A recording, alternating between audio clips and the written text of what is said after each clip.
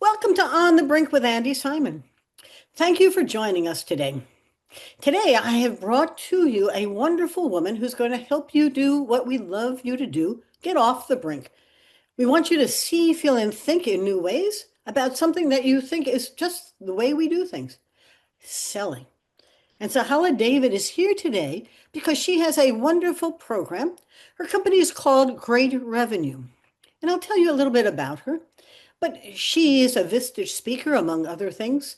She can do a great analysis of your current sales force, and she can help you coach them to really excel at something they can do if only they listen carefully to what she has to say. Who is Tsahala? She's the CEO of Great Revenue, a sales consulting firm that specializes in helping B2B software companies grow their revenues. She's smiling at me. She's also a beautiful woman. Her clients have achieved over 40% growth, generating millions of dollars in additional revenue by implementing her data-driven strategies and leadership frameworks. As an entrepreneur, Tsahala founded and led a software startup, raised venture capital, registered a patent, and built a global sales organization from the ground up. Over her 20-year career, she's held executive sales positions at some of the world's most innovative companies, including Salesforce and IBM. She has closed multi-million-dollar deals with major clients such as Wells Fargo and Cisco. She has an MBA from MIT and is a former officer in the Israel Defense Forces. Tsahala, thank you for joining me today. This is such fun to have you here. Thank you for having me, Andy. It's a pleasure to be here. Tell us and tell the audience, who are you? What has your journey been like? I can read a bio, but as I often say, there's so much richness to a person's life, and that story sets the stage for how, great revenue comes together to help others do even better. How's that happen? Well, my story is a bit different than the usual story, and I'm sure mothers are going to love it because the conclusion of it is your mom knows what's right for you. So, Okay, tell us more, please. so I actually graduated from high school at 16, and in Israel, there's mandatory military service, and I was trying to think, okay, so I need to complete my degree. I will go into the military service. What should I study? My mom, being the computer science expert in the family, said you should go and study computer science because you'll be very good at it. And I was like, no, I love psychology. I love listening to my friends. I'm going to be a psychologist. So that's what I did. I went and had my degree in psychology, joined the military, and worked at the psychology unit. Then I realized mom was right. Don't like it. Do need an analytical environment. Luckily, I had the opportunity to transition into computer science and embarked on a career in software development. Had a lot of fun learning how to develop software and felt very satisfied with creating actual things. And after a few years, started my tech company, which you mentioned. It was a product that was a combination of a search engine combined with a document management system that was sold to large IT organizations. So think about a bank, they have 1,000 IT people, they have hundreds of software, hardware, middleware pieces that they need to manage. That tool that I created was supposed to help these folks. Now, imagine me, I'm 20 something years old. And I'm at the crucial moment that I need to decide what goes on my business card. And of course, I'm feeling like I'm not a CEO. I'm going to write I'm VP engineering. One of the defining moments when a mentor of mine said, but you are a CEO. And I said, no, no, CEOs are people that are older and they're mature and they've run 5 companies. And he's like, don't you run your own company? Were you not the one deciding for the finances and the strategy and the product and the partnerships and everything? A beautiful moment of understanding the imposter syndrome and how quickly you need to shed that.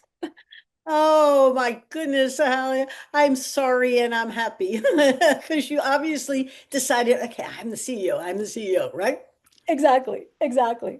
So after being the CEO for 6 years, I realized, being the impatient person that I am, this is not growing fast enough for me. I'm going to go to MIT. I'm going to learn the theory behind it, and I'm going to found the new Google, right? That was the size of aspirations that I had because you're young and you aspire for the moon and you're optimistic.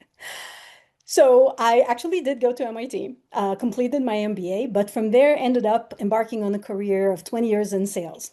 I joined IBM, which was an amazing experience.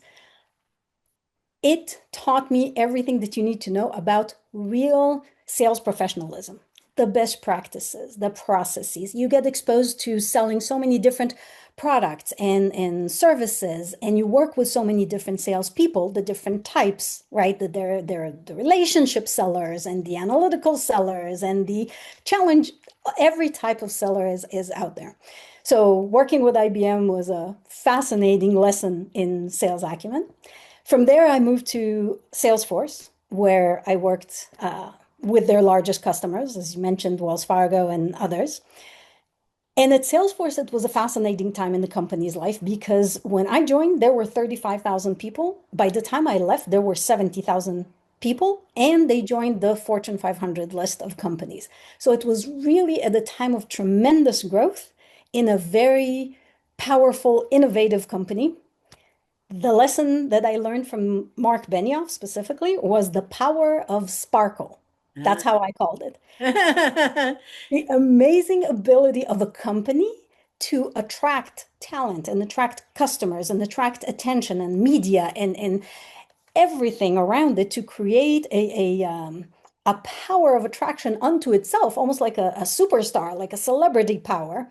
And it's a tech company, right? CRM doesn't get less sexy than that, right? But with the power of his personality and his strategy, it was incredible. The type of events that they would run, the fact that top customers would get a sparkly golden hoodie, Uh, right? To say, you are our cherished customer. So lots of amazing lessons of how you can sell to customers in different ways, different strategies. And after being in sales for 20 years, I thought to myself, I really want to, first of all, go back to living the fast-paced life of startups. And I want to help other companies avoid the mistakes that I've done, especially as a founder of a tech company, but also as a young seller in different stages of my career. And so I said, okay, I'm going to start a consulting company and I'm going to work with tech companies and sales teams, and I'm going to help them upskill, whether by looking at their sales organization and figuring out what needs to change in order to really bring out the best in the sales teams and in their structure, given the resources that they have, right? So that was the most important combination to basically bring best practices from the biggest and best like IBM, but with the scrappiness and resourcefulness from the smallest startups that are fighting with what they have and leveraging every possible advantage that they have. And that's what I've been doing in the last couple of years. And it's been a wild, fun ride. well, you have to tell the listeners. I mean, I love your journey and I like the fun ride because you clearly see joy in both the challenge and overcoming it. But when you have taken all of this together, your new found, I'll call it joy, is to help others do something that you have come along with a few minefields along the way, which is how to help others buy a product or a service that you want to sell them. We call it sales, but at the end of the day, you really want to serve their needs with something you have to offer in the right way. And you talked about different kinds of salespeople, analytical ones, and what is it that you're now showing people to do? And what are you learning in the field? Because those are different kinds of folks who are moving into both selling and buying. Your thoughts, please. I'll answer that by giving you a couple of stories from customers that I've worked with, which will illustrate the most common mistakes I see in the field. Most of it is based on where the company is in their journey and what my recommendation is for the founders or the sales leaders, what they should be looking out for. So, when a company starts, right, usually here's the scenario that you have. It's a technical founder, right? Somebody who's an expert on the business side of whatever the product does, right? So if it's a security product, then the person is usually an engineer that understands cybersecurity, right? If it's a finance product, it's somebody that was related to the banking industry, really understands calls and puts and options and whatnot. but they come from the business side. They usually, for the most part, don't come from sales. So the most common mistakes that they make, because it's a startup, it has very little resources. They start looking at, okay, how do I sell? How do I hire my first salesperson? They start asking around. They get a sticker shock when they hear how much salespeople are being paid. And they're thinking, well, maybe I should go with partnerships. And they look for people that are going to work on a success based, kind of like a reseller. If you sell, you get paid. If you don't sell, you don't get paid. And because they're not familiar with the behind the scenes motivation and how all of these salespeople and organizations operate, they feel like I have a sales team because I have four partners that said they're excited about selling my product, right? And I don't have to spend anything because I will only spend money when they sell my product. And they sit in their office and wait for the sale to come. And it doesn't come. Why am I laughing? It almost sounds like a comedy act. Completely, completely. And I mean, my heart goes out to them because I've been in that place where you're so afraid of spending money because you're at the beginning of your journey that you're trying to do the safe thing, but actually what you're losing is much worse. You're losing time. And for a startup, if you lost 6 months, right, that's 6 months of salaries for all your engineers. It's 6 months of your advantage in the market. It's 6 months for your competitors to catch up with you. It is huge. So my one advice would be for founders, you have to get over that initial fear. Yes, you might make a mistake and hire the wrong person, right? But you'll hire fast, you'll fire even faster, and you will eventually land on the right person for your company. Don't go for the free package, right? People will not sell your product for free. That's just one advice. At a later stage in the company's life, the most common mistake is the compensation package, right? So companies will have salespeople, but they will try and make the best deal so that the company doesn't lose money if the salesperson did not do the work that they expect to be done. And I think in many cases, companies underappreciate how motivated salespeople are to follow their compensation plan. And I'll give you a very simple example of a customer I recently worked with. They had sales that happened on the web and they have sales that happen on the phone, right? Now, salespeople were paid on both because their customers could either order directly online or they could call them up and order on the phone. But the salespeople were paid half on the web because the customer did everything by themselves. The salesperson did not even participate in the sale. Mhm. It made perfect sense for the CFO of the company, right? No work, less pay. What happened? Of course, the salespeople called all their customers to say, always call me before you order. Don't ever order online without me. The company lost money because then the salespeople are doing the work for sales they should not be involved in, right? Because it's too small. And they're giving extra discount to the customer as a way to entice the customer to come and speak to them when they buy instead of just ordering online. Oh, I love it. Do you have any other stories? Because I think well, what did you do with them before we go to another client? How did you change them?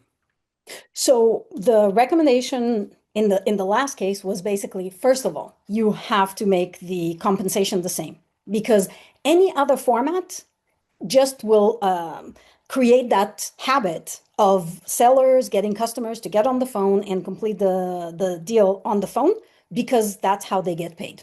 Period. There's no way to work around this, Just right? follow the money. Just follow the money. Exactly. Follow the money. So that was recommendation number one. With that comes a lot of accountability because if you, Mr. Seller, are being paid basically for a deal that you did not work for, right? So we did save you a few hours in your day. You're still being paid for those deals, but we freed up your time. Now we expect you to Yeah. deliver something for us, Yeah. right? And that could be deeper relationships, longer conversations with some key customers, actually going in the field and meeting with customers, whatever the company needs at that point, they have earned the right now to demand that of their salespeople. Because basically now you're being paid. We understand we're not interfering with you being paid for a deal you did not create, Yeah. but we do expect you to deliver more given that you have more time. So that's just simplifying the answer for that case. But it's you would think that would be obvious before it became a mess. And yet it wasn't. The logic of the CFO was, well, they're doing no less work, so they get less pay. But humans are very clever and creative, and they found a way of making at least as much, if not more, money without anybody ever thinking about what was necessary. Cool. Mhm. Another case, your stories are terrific. They illustrate exactly the pain and the possibilities. So another case, and this was actually going to the coaching of managers. So here's a challenge that a lot of sales managers find very difficult to overcome. You get to your weekly meeting with your salespeople. You have maybe 10, 15 minutes to get a status of their deals, right? A lot of sales manager come to that meeting not expecting the sellers to prepare anything. A salesperson would come to the meeting, a sales manager sometimes will come to the meeting and just talk about whatever they want. Oh, I met this customer and it was awesome. We went to this restaurant and we planned our vacation with our wives. This is how great our relationship is. We're so tight. I can text him anytime. A lot of information that sounds sales related and gives you zero information about the deal that this person is supposed to bring in, right? By then, the 15 minutes that the manager had to talk to their sales rep is gone. What did the manager learn about the deal? Nothing. How can he help the seller progress the deal, support the seller better? No clue because he didn't learn anything significant about it. And sales managers, in many cases, are almost afraid to ask sellers to prepare for a meeting, right? Because there's this consensus that salespeople are intuitive and they go with relationships and emotions and in the moment, there's a tendency to not expect them to prepare. And so what I worked with this customer specifically was to say, here's a format for you, right? Here's a form. Each one of your salespeople, before they get on the call with you, needs to have this form filled. And the form has the basic questions. How much is the deal? When do you expect it to close? When was the last time you met the customer? Who in the customer side did you meet? What is the role responsibility? Do they have authority to approve the deal? A few basics about the deal, right? But even that did not exist in the previous report. What that creates, just that template, it forces the seller to prepare.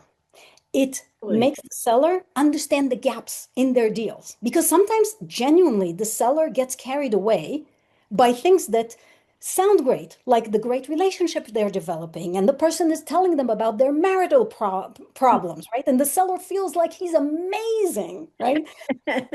But having a form that asks you so clearly, right? What do you know about the deal? How is that deal going to close?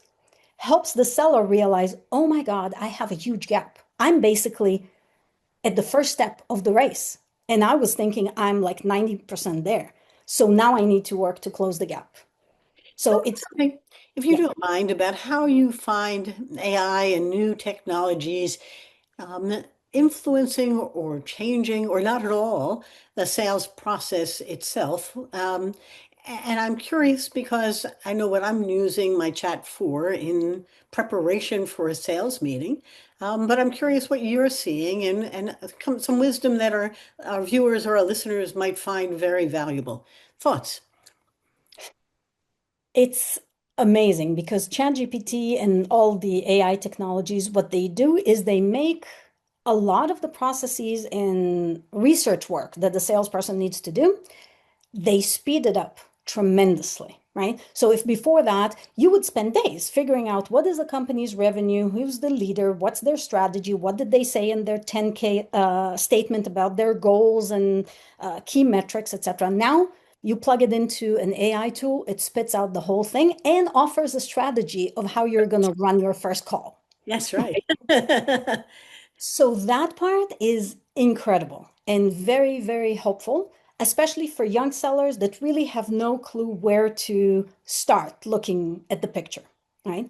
Where I see sellers actually failing in spite of AI is either they don't know how to ask the right question and they get a very generic answer from the AI tools, which keeps them talking in a very generic level with the customer, which brings zero value to both sides, right? Because if somebody came to you, Andy, and said, I can solve all your problems, but then had nothing to say about understanding any of your problems, you'd be like, there's no credibility in it, right? But if somebody said, Andy, I can solve all your problems because I know that you have a dog that is not fully trained, that you're trying to train, that it doesn't bark at night, and I know that you have a noisy neighbor. Like they start spelling out all the details that are bugging you on your day to day that you would like to solve. Then you're like, hey, I want to listen to this person because obviously they know what they're talking about. And sellers take too much comfort in the fact that AI is doing the work for them, completely missing the fact that the picture is still very blurry and they need to take it 4 levels down. So there's going to be an adjustment period. Hopefully, sellers will get better in how they use the tools and how they ask the questions because the answers are there. It's just asking the right questions and getting there. So the total impact of it, it speeds up a lot of the research. Yep. It empowers the strong sellers, right? It will not help weak sellers. That's the part that I find amazing now that I see different sellers working with the different tools. Sellers that don't have this mindset of how do I progress the deal? What do I need to ask the customer, right? How do I need to position my product? They will not benefit from AI. So how do people choose to go into sales? As I'm listening to you, it must be hard for those hiring, but also the career path of people going into something they are Um, I don't know. They see opportunity, but they really don't have the skill set to succeed in. Your thoughts about the profile of particularly younger ones, or how do they you found in a way your calling? And IBM gave you tools. Do most of them have a calling? They just need tools, or are they just simply in the wrong place? That's a great question. I will quote something that I read in the book um of a writer that said, there is no mother that says, when my kid grows up, he's going to be a salesperson. True. I am sure that is the case, right? Exactly. And I think for most salespeople, they don't grow up thinking, I'm going to be the greatest salesperson in the world, right? Most of the people kind of stumble into it and realize they're doing it after they've been doing it for a while, right? And that was exactly my situation. I had the startup company, I was the CEO of the company. And after years, I realized what I do most of the day is sell. So, I sell my vision to investors. I sell my product to the customers. I sell the company to employees because I want them to come, even though I can't pay them much. I'm constantly selling. So the transition for me into sales was very simple. Many people follow a similar transition. A very common track is for technical people, right, that work with customers to basically look at the work that they do, asking the questions, talking to the customers, supporting them in the middle of the night and on weekends, and then they look at the salary of the salesperson that is sitting in the room saying very little, and they're thinking, I can do their job and I should be paid much more. And so transition into sales. maybe that is the right place for them, and it may be money motivated, Mhm. but it is an interesting time. The times they are changing, and during changing times, the buyers have changed. Expectations have changed. I had one client in Texas, and they manufactured steel products for McDonald's and others, and their problem was that the sales force used to talk to the buyer, and the Mhm. buyers we discovered, they had retired because they couldn't get anyone to answer the telephone. Yep. So when I talked to the 30 somethings who had replaced the retirees, they said, well, we don't use the telephone. And their website really isn't very useful for anything to find out more about the product or to place an inquiry. It was a brochure that they had put up. And the owner was in shock. He said, well, that's why I have people coming through the website, and emailing me. I said, well, the world has changed, but you haven't. And now it's a time to really revisit the way people are buying and how they're finding referrals for what would be the better solution, Mhm. and how to begin to rethink the tools that you have. Well, what will I do with my sales team? They will be lead converters. But if you don't have any leads coming in through the internet, they can't convert anything and nobody's Mm. going to answer their phone. And so I have a hunch many companies are watching the nature of the business change. Was this one off or much more typical than others?